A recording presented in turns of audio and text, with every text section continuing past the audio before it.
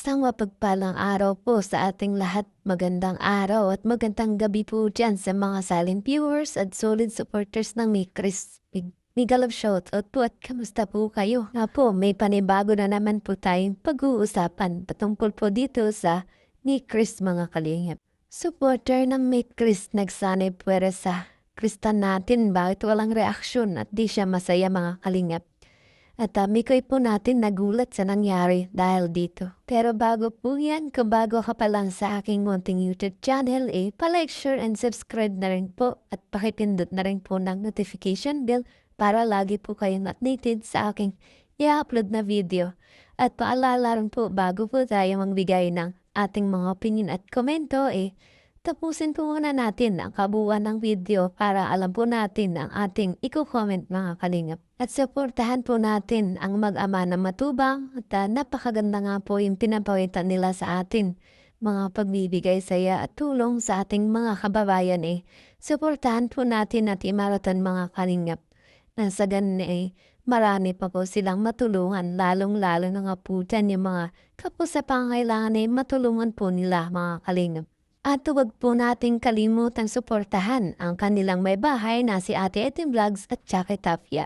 Huwag po sana tayong magsasawang sumuporta mga kalingap. So yun nga po mga kalingap, balik po tayo sa ating pag-uusapan ngayong araw. Supporters po ng May Chris nagsanib pwersa para sorpresahin po si Mikoy at Krista. So Krista nga po natin hindi po nakitang kung ano ba talaga ang reaksyon niya tungkol dito mga kalingap. At siguro nga po sobrang saya nitong Krista dahil sinurpresa po sila ng mga supporters po ng kanilang love team mga kalingap. Di nga lang po natin naaktuhan mismo ang kanyang reaksyon dahil halos lahat na nga po abala. Yung iba nga po may kanya-kanyang ginagawa. Kaya halos si Krista po hindi gaanong natuunan ng pansin mga kalingap. At makikita naman talaga natin na marami talaga ang nagmamahal sa May Chris.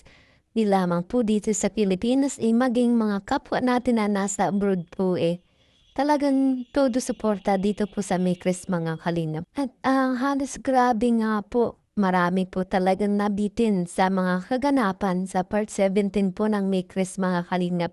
Dahil nga po ang mga kaganapan po dito halos kaunti lang. Kumbaga isang meet and greet na rin ng mga supporters sa May Chris mga kalingap. Sabi nga po ni Mikoy sa kanyang lag patigim lamang daw po ito sa mga kalingap natin dahil di lang naman po dyan natatapos ang May Chris. At marami pa po tayong aabangan na mas lalo pa po tayong kikiligin mga kalingap. At syempre nga po ang iba pa po nating bisita sa May Chris na naganap sa part 17 ni galing pa nga po ng ibang bansa. At yung iba pa nga po di pa gaanong kilala ni Mikoy at Krista. Kaya yung iba talagang pumunta po dito sa kung saan ginanap ang part 17 po ng May Chris mga kalingap. Para nga po makita nila personal si Krista at Mikoy.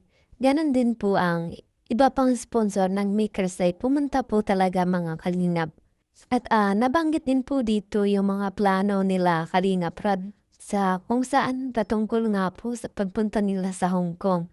Na kasama nga po ang May Chris mga kalingap. At sabi nga ni Kalingap Rod yung mga hindi pa po nakasama noong dati na pumunta po ang EDSI sa Hong Kong makakasama nga po ngayon. At wala naman po problema sapagkat ang bawat kasama po may mga sponsor naman po. Dahil nga po dito sobrang na-excite po si Krista at Mikoy sa travel to Hong Kong nila mga kalingap. At iyaan nga po na-vlog ko na nung nakaraang mga araw. Dahil alam po natin na maraming masasaya at nakakakilig na moment mga kalingap ang magaganap doon sa pagpunta nila mga kalingap. At sa ngayon nga po wala po tayong ibang aabangan sa May Chris mga kalingap kundi dito kung pagpunta nila to Hong Kong. At dahil ayos nga po ang lahat na mga kakailanganin nila naghahanda na lamang po sila sa kanilang sarili sa pagpunta.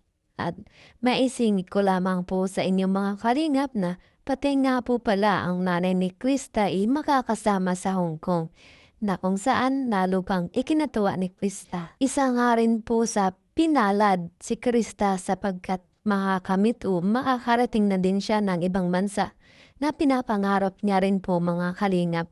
At syempre, alam naman po natin at nagtitiwala tayo sa kanya, sa kakayahan ni Krista. At alam din natin na marami pa po siyang ma-achieve sa buhay, na katulad nga po ni Beyonce, mga Kalingap.